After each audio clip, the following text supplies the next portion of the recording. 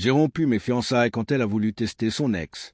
2 semaines plus tard, j'avais mis la maison en vente et disparu du paysage qu'elle s'était inventé. Salut Reddit. Je m'appelle Léo, 27 ans, Lyon depuis toujours, chef de projet dans une boîte tech à Pardieu. Tessa, 26 ans, graphiste freelance, la fille intelligente, Cash, qui m'a cueilli un soir d'anis chez des amis communs vers Guillotière.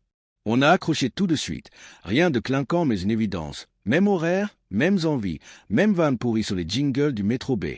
1 an plus tard, on emménageait ensemble dans un T3 mon chat, parquet qui grince et balcon pile pour 2 chaises pliantes. C'était simple, c'était bien. J'ai fait ma demande l'automne dernier.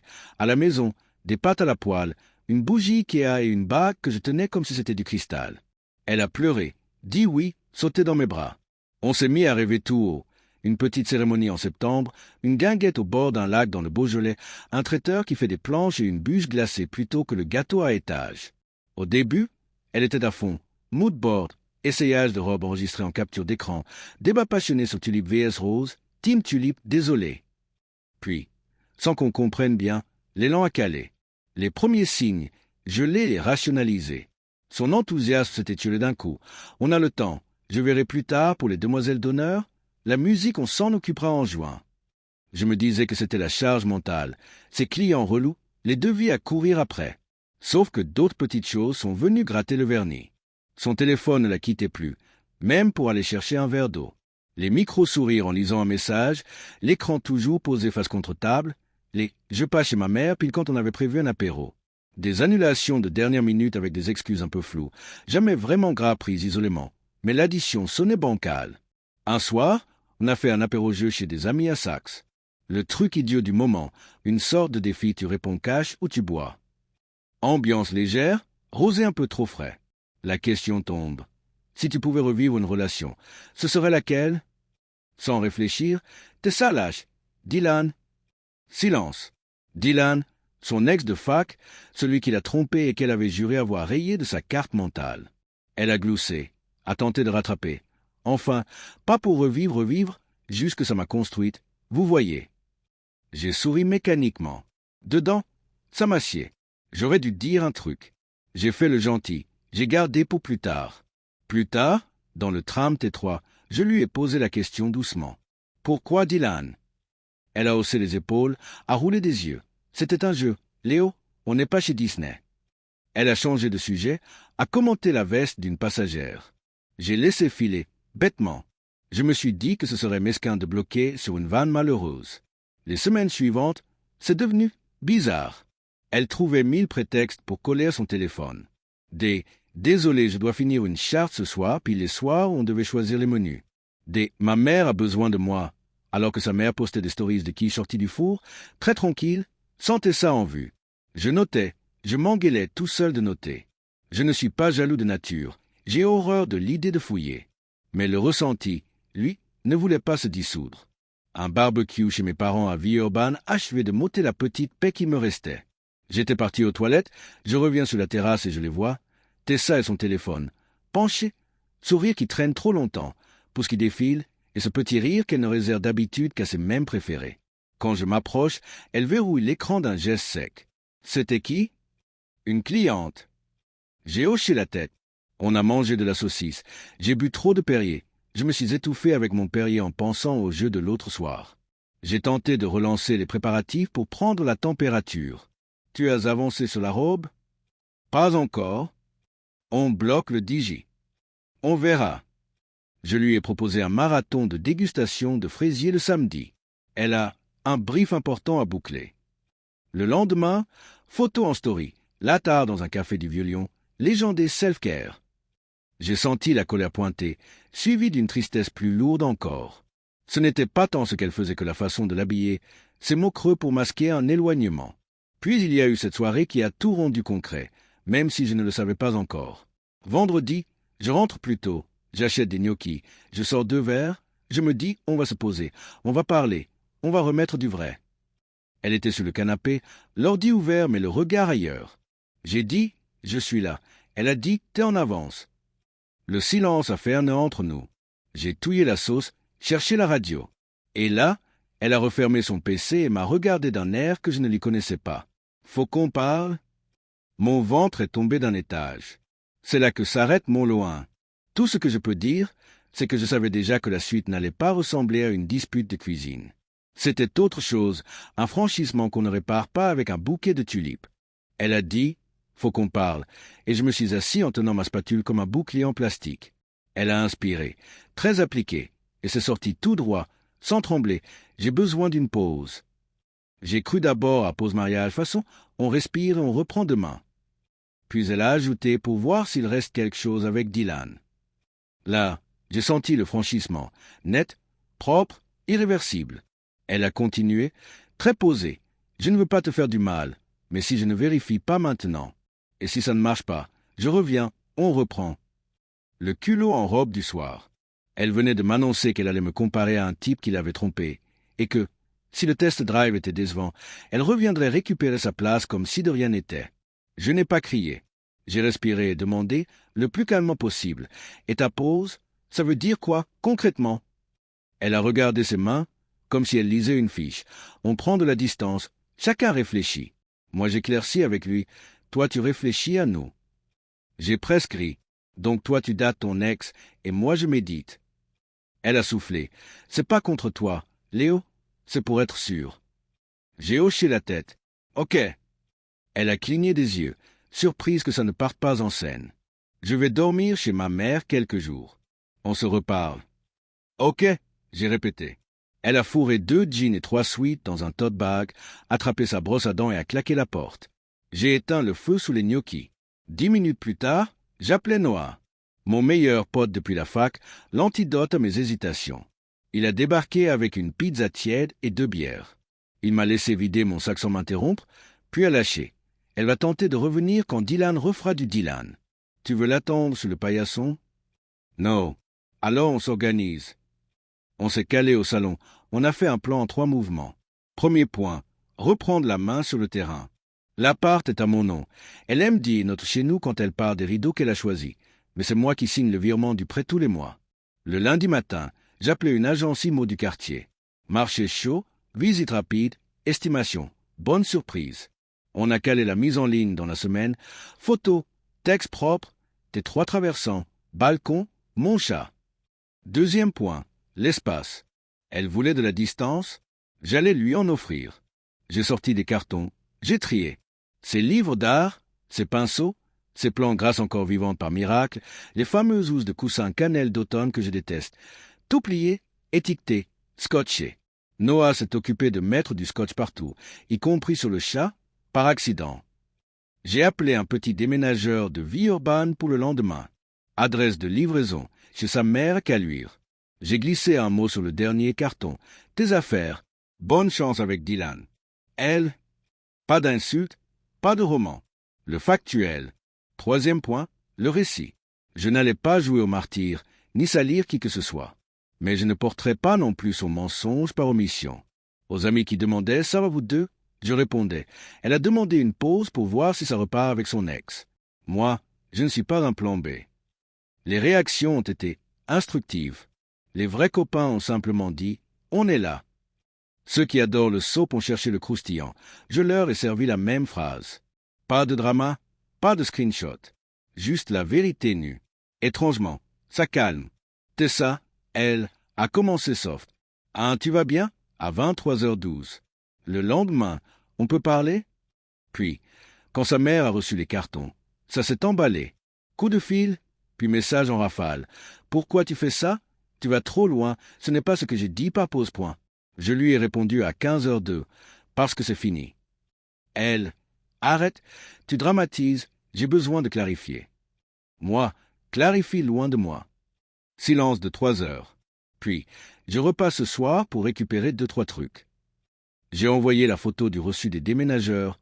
Tout était déjà chez sa mère. Le soir, Noah est revenu avec des bières sans alcool et des sacs poubelles. On a vidé la cave, jeté le bric-à-brac, gardé l'essentiel. À chaque sac qui partait, je me sentais plus léger. J'avais l'impression de récupérer des morceaux de moi que j'avais laissés traîner entre 2 moodboards. T'as la tronche d'un type qui sort la tête de l'eau, a noté Noah. Il avait raison. La colère s'était tassée, remplacée par une lucidité froide. Je n'étais plus en train d'attendre qu'on me choisisse. Je me choisissais. Le lendemain, j'ai aussi bougé sur le boulot. Ça faisait des mois que je lorgnais la filiale de ma boîte à Marseille. Même poste, nouvelle équipe, vue Merci José. J'ai envoyé ma candidature interne, CV à jour, petit mot au DRH que je croise aux machines à café depuis 5 ans. Pas d'annonce grandiloquente. Si ça passe, tant mieux. Si ça ne passe pas, je bougerai quand même. J'avais déjà programmé des visites pour l'appart, la machine tournait. Dans la journée, Tessa a tenté un virage communication. Des SMS plus doux. Je crois que tu m'as mal comprise. Je ne vais pas dater Dylan, je veux juste être sûr pour nous. Je lisais, j'effaçais. À 19 heures, elle a écrit. Tu me fais peur. Tu vends quoi, exactement? Quelqu'un venait clairement de lui dire que l'annonce tournait. Ce qui m'appartient, ai-je répondu. Mais on devait se marier. Justement. Elle a appelé. Je n'ai pas décroché. Elle a laissé un vocal où je l'entendais pleurer. Ne fais pas ça, s'il te plaît. Pas comme ça. J'ai appuyé sur supprimer. Je ne voulais pas enregistrer sa peine pour me la repasser la nuit. Le surlendemain, première visite. Un couple, un bébé qui bat sur mon t-shirt, des yeux brillants en découvrant le balcon. Ils se projetaient. Moi aussi, mais dans l'autre sens. À la fin, j'ai ouvert le congélateur. Des bûches glacées oubliées de Noël, du pain de mie, des glaçons. J'ai ri tout seul. Qui garde des bûches en mars? Moi, apparemment. Je les ai déposées sur le rebord pour les voisins. Le cercle a continué de bruisser. Vous faites un break? C'est normal avant un mariage, à tenter une connaissance commune, la reine des conseils non sollicités. Non, on n'est pas chez Disney. J'ai dit. Elle a besoin de tester son ex. Moi, j'ai besoin de respect. Elle a bafouillé un truc sur les âmes sœurs qui se retrouvent toujours. Je lui ai souhaité une bonne journée. Le soir, je suis allé courir le long du parc de la Tête d'Or. Il faisait froid, l'air piquait, les lampadaires dessinaient des taches jaunes dans l'allée. J'ai pensé à la cuisine, à sa phrase, à Dylan. J'ai pensé à moi dans un 2 pièces à Marseille, à la corniche, au pastis dilué trop vite, aux collègues qu'on ne connaît pas encore. Et je me suis senti vivant. Pas indemne, pas héroïque, juste vivant. C'était ça, la vraie surprise. On peut être brisé à un endroit et malgré tout avancer sur ses 2 jambes. Quand je suis rentré, Noah avait laissé une note sur la table. Demain, carton du bureau. Et t'inquiète, si elle redébarque, je suis là. J'ai envoyé un merci qui ne suffira jamais. J'ai éteint la lumière du salon. J'ai posé mon téléphone écran vers le haut. Pour une fois, je me suis endormi vite, sans rêver. Le lendemain, il y aurait d'autres visites, d'autres coups de fil, peut-être une réponse du DRH. La suite se mettait en place, calmement, sans bruit. Tessa voulait de l'espace. Moi, j'avais trouvé le mien. Le lundi suivant, le DRH m'a appelé entre 2 visites de l'appart. Mobilité validée. Poste à Marseille, rentrée le mois prochain, logement de fonction le temps de trouver mieux. J'ai raccroché, je me suis versé un café trop fort et j'ai regardé la baie vitrée comme si j'y voyais déjà la mer. J'ai envoyé un SMS à Noah, ça bouge. Il a répondu avec un sticker de bouée et une bouteille de rosé. Typique. Autour de moi, le récit commençait à se tordre. Tessa a dégainé ses citations, trouvé sa voix, suivre son cœur, des stories à base de coucher de soleil pris depuis le quai de Saône. J'ai laissé faire. De mon côté, j'ai publié un simple post LinkedIn et un petit message sur Insta, heureux d'annoncer ma mutation à Marseille. Quand une porte se ferme, d'autres s'ouvrent. Hâte de la suite. Les messages ont afflué. Les vrais m'ont dit bravo. Les autres ont voulu des détails. J'ai répondu pareil à tout le monde. On n'est plus ensemble. Elle voulait revisiter son passé. Moi, j'avance. Dans le réseau pro, ça a vibré plus fort que prévu. Tessa est graphiste freelance. Beaucoup de missions passent par des recommandations. Sarah, une chef de projet avec qui on bosse parfois, m'a proposé un café près de Pardieu.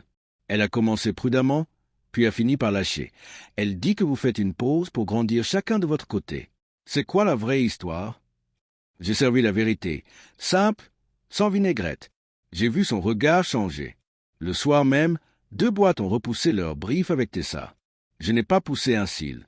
Je n'avais rien manigancé. Les gens font leurs additions tout seuls quand ils ont les chiffres. Tessa, elle, l'a senti passer. Ses messages sont devenus plus pressants. Tu racontes quoi sur moi? C'est injuste, tu me bousilles ma réputation. Je lui ai répondu. Je raconte que tu as demandé une pause pour voir ton ex. Point. Elle, tu exagères tout. Moi, je répète. Fin de conversation. Puis Dylan a posté une photo. Je ne le suivais pas, mais tout finit par remonter aux oreilles dans une ville comme Lyon. Eux deux, attablés au bistrot, Tessa et moi avions fait notre premier dîner. Les guirlandes en arrière-plan, la même planche de charcut qu'on commandait toujours. Je me suis étouffé avec mon Perrier. Pas de jalousie, juste cette nausée spéciale des copier-coller ratés. La photo a disparu vite, mais assez longtemps pour que nos potes voient. Ceux qui pensaient encore que c'est compliqué mais ils vont se retrouver, ont arrêté de rêver. Le masque avait glissé. La meilleure, elle a débarqué à mon boulot. Sans prévenir. Costume de bureau, coiffure je gère, yeux boursouflés quand même. La secrétaire m'a fait un signe paniqué. Il y a... Tessa? Elle s'est plantée dans la salle de réunion vitrée, les mains serrées comme si elle tenait encore un tote bag invisible. Léo, j'ai fait une connerie. J'ai fermé la porte. Elle parlait vite, à la limite de l'apnée. J'ai paniqué. J'ai cru qu'il fallait que je vérifie. Dylan, il n'a pas changé. C'est un gamin. J'ai été bête, je te jure. Je veux réparer. On peut faire une thérapie de couple. On peut. Je l'ai laissé dérouler. À la fin, j'ai dit doucement, ce n'est plus une histoire de Dylan. C'est une histoire de respect. Tu m'as mis en attente pour voir si t'avais mieux. Je ne suis pas un plan B. Elle a fondu en larmes. J'ai senti quelque chose bouger en moi, mais pas la porte. Elle a tenté de toucher ma main. J'ai retiré la mienne. Je ne viens pas pour jouer la scène de cinéma, Léo. Je viens parce que je t'aime. Ça m'a scié à moitié, je l'avoue. Sauf qu'aimer, ce n'est pas tester le marché puis revenir avec un ticket de caisse. Je te crois sur l'instant. J'ai répondu. Mais moi, je ne peux pas oublier. Elle a hoché la tête, comme si elle avalait du gravier. Je ferai tout. Commence par te faire du bien à toi, sans moi. Elle a voulu insister. J'ai ouvert la porte. La secrétaire a fait semblant de trier des trombones. Le soir même, l'agence IMO m'a envoyé 2 offres. Une légèrement au-dessus du prix affiché, une pile au prix mais avec un financement béton. J'ai signé mentalement. J'ai marché jusqu'au Rhône, j'ai regardé l'eau et les péniches, j'ai pensé à l'autoroute A7, au TGV direct pour Marseille, à la corniche sous Mistral. Noah m'a rejoint avec des kebabs. Elle a rappliqué. J'ai haussé les sourcils. Elle a pris une porte. Il a souri sans joie. Bien. Dans les jours qui ont suivi, le bruit a continué. Tessa a multiplié les posts. Maxime triste, selfies lumineux. Les gens toxiques ne supportent pas ta croissance. Puis, brutalement, silence. Sa sœur m'a envoyé un message que je n'attendais pas. Je suis désolé pour elle et pour toi. Elle croit encore que tu vas attendre. J'ai juste répondu non. Pas méchamment, pas triomphal, juste factuel. On n'est pas chez Disney. À midi, Sarah m'a écrit encore. Au fait, un client cherche un graphiste fiable. Tu as un contact? J'ai donné le numéro d'une nana hyper talentueuse que Tessa avait snobé. Le soir, j'ai reçu un merci enthousiaste de la nana et une capture d'écran du contrat. Karma en basket blanche. J'ai continué à faire des cartons. J'ai laissé au futur couple d'acheteurs une fiche bonnes adresses.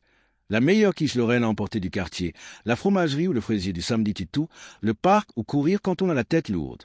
À chaque fois que je scotchais un carton, j'entendais moins sa voix dans le couloir. J'ai dormi mieux. Le vendredi, j'ai posté les clés temporaires de Marseille sur mon porte-clés. J'ai réservé un petit Airbnb près du Vieux-Port pour ma première semaine. J'ai regardé mon reflet. Barbe de 3 jours, cerne en voie de disparition. J'ai souri tout seul. Tessa a tenté un dernier SMS, presque neutre. On peut au moins parler dimanche? J'ai tapé, effacé, retapé. J'ai finalement envoyé. Je pars lundi. Bonne route à toi. Elle a écrit OK. Rien d'autre. Le week-end a été simple. Apéro chez Noah, carton dans le coffre, dernier footing au parc. Je me suis promis de ne pas regarder en arrière en franchissant la porte. Et je l'ai tenu. Lundi, il y aurait l'acte de vente chez le notaire, la 7, les aires d'autoroute et, au bout, le bleu. Le reste, ses explications, ses regrets, ses citations pouvaient continuer sans moi. La suite m'attendait ailleurs. Le lundi, j'ai pris l'ascenseur du notaire avec mon sac à dos et mon classeur de papier comme si je passais un examen. Dans la salle en bois blond, les acheteurs souriaient, le clerc lisait l'acte authentique d'une voix de GPS, et moi je signais. Quand il a annoncé que le virement partait vers Montribes, prix de vente moins remboursement du prêt et frais, j'ai expiré comme si on m'enlevait un poids accroché au sternum. Clé remise, quittance, poignée de main. En sortant dans la rue, je me suis senti léger, presque sonné. Noah m'a écrit alors. J'ai répondu la photo d'un trousseau vide. Fin de chapitre. J'ai branché l'autoradio sur la 7, coffre plein de cartons, plans coincés comme des passagers clandestins. Air de Montélimar, café tiède, sandwich triangle et ce silence qui ressemble à de la paix. À l'entrée de Marseille, j'ai baissé la vitre, odeur d'iode, bruit des scooters, ciel qui bascule dans le bleu franc. Mon appart de fonction donnait sur des toits, pas sur la mer, mais la fenêtre avalait le soleil du soir. J'ai posé le matelas, une valise, une poêle. Première nuit calme. Pas de phare sous la porte, pas de sonnerie à 23 heures. Juste moi, un sifflement de vent et l'impression d'avoir franchi quelque chose. Un vrai franchissement. Le boulot m'a accueilli sans chichi. Badge, ordi, on déjeune au dock. Équipe saine, projet net, pas de drama à la machine à café. Je me suis inscrit dans une salle d'escalade pas loin. J'ai recommencé à courir tôt. Quai du Port, Notre-Dame au loin. Et un samedi, je suis passé à la SPA de Marseille pour regarder. Je suis ressorti avec un chien tigré aux oreilles de chauve-souris. Je l'ai appelé Zeus. Il m'a adopté en 10 minutes, moi en 2. Pendant ce temps, la vie de Tessa s'effilochait sans moi. Les postes guérison, énergie, lumière ont viré au sermon sur les gens toxiques. Puis plus rien, puis des stories nouveau départ, mon studio à moi et, 3 jours après, elle envoyait des candidatures partout. Sarah m'a raconté qu'un client l'avait vu au coffee shop expliquer pourquoi son portfolio était down. J'ai eu un petit rire coupable. C'était moi qui payais son hébergement OVH et je l'avais laissé expirer. Pas par vengeance, j'avais exporté mes souvenirs, fermé le compte, point, juste parce que ça ne me concernait plus. On n'est pas chez Disney, on ne garde pas les décors. Le vrai coup de théâtre est arrivé d'une direction improbable. Dylan m'a écrit. Un long message compassé, plein de jamais voulu causer de tort. Et, entre 2 lignes, la seule info utile. Tessa le contactait depuis des mois, bien avant sa demande de pause. Des captures d'écran à l'appui. Le culot en robe du soir. Je n'ai pas répondu. À quoi bon? Mais ça m'a glacé. Pas une impulsion, une préparation. Ça m'a scié de voir à quel point elle avait méthodiquement planté ses petits cailloux. Autour, l'onde de choc continuait. Quelques collègues à elle ont cessé de recommander son nom. Une grosse boîte a décalé un contrat. Sa sœur m'a soufflé qu'elle s'était réinstallée chez leurs parents le temps de se remettre, qu'elle pleurait beaucoup et répétait que j'allais forcément changer d'avis après Marseille. Je n'ai pas commenté. J'étais occupé à apprendre le Mistral, à griller des pannis sur ma plaque, à faire découvrir la plage du Prado à Zeus. Petit à petit, je me suis remis à rire pour de vrai. Un jeudi, la RH m'a demandé si je voulais intervenir à un meet-up tech. J'ai dit oui sans hésiter. Après, bière sur le Vieux-Port, j'ai levé les yeux. J'avais vraiment tourné la page. Elle? Non. Un mail est tombé. Tu n'as pas le droit d'effacer nos 4 années. Peux-tu me renvoyer les photos du cloud? J'avais déjà sauvegardé ce que je voulais et supprimé le reste. J'ai répondu simple. Tu as raison. Ces années m'ont appris ce que je ne veux pas dans un couple. Merci pour la leçon. J'ai envoyé. J'ai fermé la messagerie. Je suis allé promener Zeus. La colère m'avait lâché. Le seul moment où j'ai failli me recontracter, c'est quand j'ai appris qu'elle s'était pointée chez un de mes anciens collègues en jurant que je détruisais sa carrière en racontant des mensonges. Il m'a appelé, gêné. Je lui ai dit, je n'ai jamais menti. Je dis juste qu'elle a voulu voir son ex pendant qu'on préparait un mariage. Tu en fais ce que tu veux. Ça a suffi. La vérité, parfois, c'est un coupe-circuit. J'ai aussi reçu un dernier mail d'elle, plus long, plus doux, presque humble. Elle avait une proposition ailleurs, dans une autre région. Elle rêvait que je la suive. Toi, tu peux travailler à distance. Elle voulait me voir une dernière fois pour me convaincre. J'ai relu son dernière fois. J'ai pensé à toutes les premières fois qu'elle avait offertes à Dylan en douce. J'ai répondu que je partais en déplacement pro, que je lui souhaitais sincèrement du mieux, mais que mon numéro resterait le même, inexistant. Et je n'ai plus rien reçu. L'argent de la vente a atterri sur mon compte, j'ai signé mon bail marseillais avec une vue sur une trouée de mer, j'ai invité Noah pour inaugurer le canapé d'Oka autour d'une quiche et d'une bouteille. On a parlé foot, boulot, rien à voir, quel luxe. Le dimanche, j'ai emmené Zeus sur les chemins des Calanques, j'ai transpiré dans la caillasse, j'ai regardé le bleu pendu aux falaises. Je me suis dit que je n'avais pas gagné. J'avais simplement arrêté de me perdre. Alors oui, ça laisse des traces. Parfois, je me surprends à vérifier que la porte est bien fermée, que personne ne va débarquer pour me rejouer la scène. Parfois, une chanson remonte et je me vois dans la cuisine de Lyon, spatule en main, complètement con. Mais la plupart du temps, je respire mieux. Je dors. Je code. Je grimpe. J'apprends 3 phrases d'espagnol et j'en oublie 2.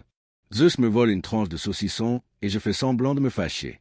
Si quelqu'un lit ça en cherchant une morale, quand quelqu'un te montre qui il est, crois-le la première fois. Tu n'as pas à attendre qu'il te remette en vitrine pendant qu'il essaie autre chose. Tu n'es pas un plan B, ni une roue de secours, ni un banc public où l'on revient s'asseoir le temps de réfléchir. La porte que tu franchis ne claque pas que derrière toi, elle s'ouvre aussi sur autre chose. Et parfois, c'est aussi simple qu'un chien qui tire sur sa laisse vers la mer et toi qui décides de le suivre.